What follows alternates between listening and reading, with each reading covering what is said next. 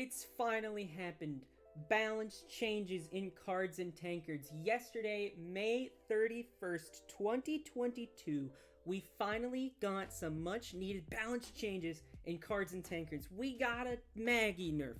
We got a power and equality change. We got an avatar peace buff, and I'm going to be going over it all today in this video. Hello, my name is Tony Big Blind. Welcome back to my channel.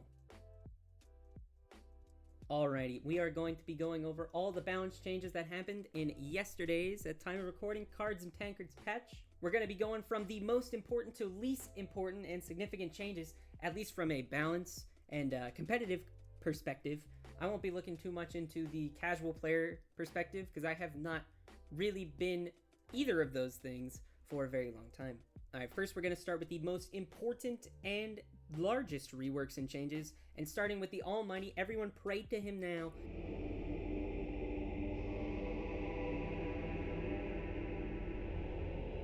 The Avatar of Peace, who got the much needed buff that he actually didn't need at all. With his new card, he has Taunt, including the one-man army he already had. His ability got changed to only when friendly creatures die he takes 2 damage, which still isn't great. He got a stat buff up to 9/9 from 8/8, and he has a new entrance ability, which is to give one enemy creature Pacifist whenever you play him onto the board. Pacifist makes it so your opponent cannot attack with that creature, so it's not the most useful thing, because they can still block with it, but, you know, anything is better than nothing, really.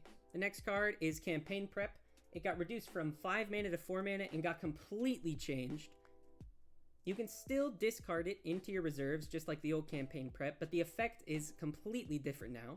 Now, whenever you play it, it gives 1 health to all creatures in your reserves, and then you draw 2 cards, which is much different. I will no longer be able to use this in my Wings deck. It doesn't make much sense. The only time you would probably use this is if you're trying to do like a heavy mobilization deck, but that type of deck just doesn't really exist in the MRA scheme as it currently is laid out. So people are going to have to try to find new ways to play around with this card if they want to put it into new decks, I think. Next, we have Heraldry of Credom getting a nice nerf, as a lot of people were hoping it would be. Now it only affects noble creatures, and you can only give the big buff to 1 creature.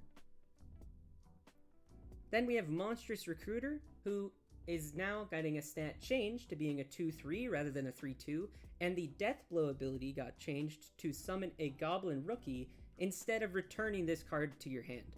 This card is now much more balanced, although it's definitely worse for aggro because it's a lot less card draw that you're going to get. I still think it's probably going to be a 3-of in most aggro decks, just because of the 2-card card draw that you get whenever you play it.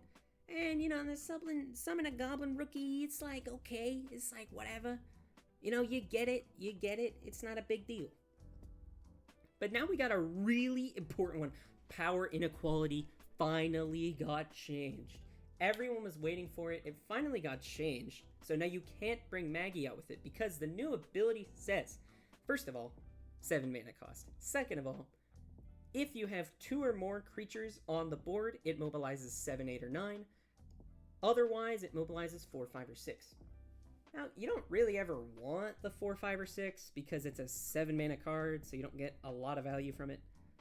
And for 7, 8s, or 9s, I mainly see this card being used for acidic overlord purposes now. I mean, sure, if Avatar of Peace actually is crazy now, you could mobilize it out. But I foresee this card being played with Ooze decks, with Acidic Overlord, and to get that card out early. And the final large rework we have is Spellbook Forgery. Whereas it used to just put 10 random spells into your deck, now you get to plunder spells 3 times. So it shows you 3 random spells in the game, and you get to pick 1 to add to your hand. And if you enhance it, you get to do that 5 times instead of 3. This is a much better card than how Spellbook Forgery used to be. It's basically gonna be a staple in any Mastery deck now, and probably a staple in a lot of other decks. I mean, you can only play 1 of it, but I'm sure a lot of people are just gonna chuck this into a deck, because hey, that's 3 extra spells that you're getting. That's pretty big. Those were all the super big changes, but now we're going to get on to the more smaller stuff, the slightly less important, slightly less impactful things. And first, we got Dutiful Servant. His ability got changed to giving 1 health instead of it used to give 1 attack whenever you played a spell for the turn. Now it gives 1 health, and just like normal, it will go away at the beginning of your next turn. And Garngian Cutthroat, his last word and death blow abilities got swapped, so now when you enhance, it's the other way around from how it used to be. We also had a lot of very simple, very small number changes that happened to a lot of cards, and we'll be going over those now. First, we have Boomstick Rangers Enhance Effect, got reduced from 3 to 2 coins. I personally still don't think this card is very good, but for players who play the hand buff deck that some players play, it's gonna be good. You know, it's just a buff to Boomstick Ranger. Very cool.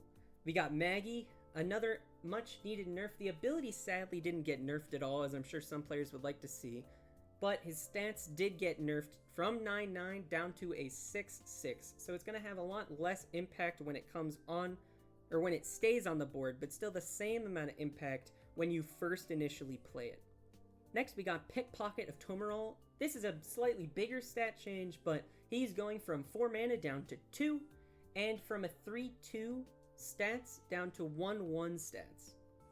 So this is a really good change for Pickpocket of Tomarol.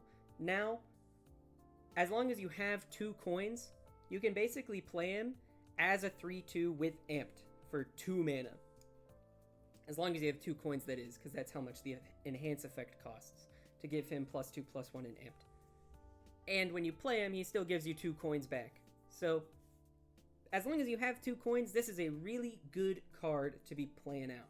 So, I imagine this will be played in a decent, some Plunderer decks, and especially if you're trying to do a Plunder aggro, which doesn't really exist, but it's definitely a good aggro card in Plunder now, it feels like.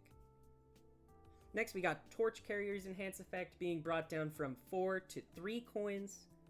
I don't think Torch Carrier is still going to be like a super crazy card. 3 coins is still a lot to spend to just give 1 unit, 1-man army. I don't think it's going to be that big of a change. The card's still not incredible, but it's a buff nonetheless. And lastly, we got Trap Engineer going from 3/5 stats to 2/7. This card still sucks. I think it sucks. I don't think it's going to be great. It's 4 mana for a 2/7 that deals 1 damage to itself and the enemy whenever this card blocks something. I think it's still going to be pretty bad. I'm sure some people are going to try to put it in some stuff, and who knows, maybe I'll be proven wrong. I don't think it's going to be a great card. But those were all the smaller stat changes that happened in this most recent balance patch. Next, I'll be quickly mentioning 2 changes that don't really matter too much. Glorious Overseer is now an elemental creature. Nothing gets affected by having elemental creatures yet, so this is not going to change anything for the most part. Well, at all, really. And then Poison Bomb is no longer affected by Mastery. It was really weird how it was before, and now instead it's just not going to be affected at all, which is a great change, really. And lastly, there were a couple rarity changes to cards, which for the competitive aspect of the game means literally nothing, and for the casual perspective of the game means something, but you're gonna get all the cards anyways, inevitably. So, running through those real quick, Cry for Numbers is now a common, Doomed Apothecary is now an uncommon, Hyped Bug Strain is now an uncommon, Killer Bee of Verworst is an uncommon, Local Gravekeeper is an uncommon, and Rallying Call is a rare.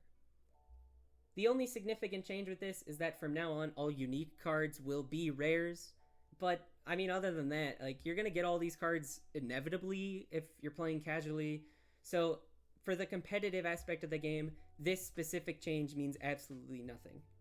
And that was all of the balance changes from largest to least significant of the balance changes that happened for Cards and Tankards on May 31st, 2022. We finally have something to play around with for all those competitive players who haven't been playing much. We have something to go back into the game and fiddle with some new decks. Very exciting, very happy to see these changes finally coming into effect. Very excited to see some new decks. I think Mastery is going to be really strong. I think Lich is still going to be pretty strong, even with the Monstrous Recruiter change. I think aggro Maggie deck is in the ground because you can't Maggie out early except for Boons to Bones Necromancy, which is just a lot harder to do. So it'll be very interesting to see what types of decks people come up with for these new balance changes, especially looking at those cards like Campaign Prep and seeing if anyone can do anything with that new spellbook Forgery. Very exciting, very happy, very fun for a lot of people, and I know a lot of people have been really enjoying these balance changes. This is the end of the video. Thank you for sticking around and watching this whole thing and hearing me out on these fun balance changes that have happened. Make sure to leave a like and subscribe if you enjoy the content, and put down in the comments below what other types of content you want to see out of this channel. But other than that, have a great day, guys.